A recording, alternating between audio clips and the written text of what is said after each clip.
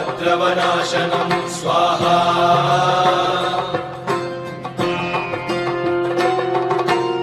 सर्वसम्पत्करं चैव स्वर्गमोक्षप्रदायकम् ध्यात्वा नृसिंहं देवेशं हेमसिंहासनस्थितं स्वाहा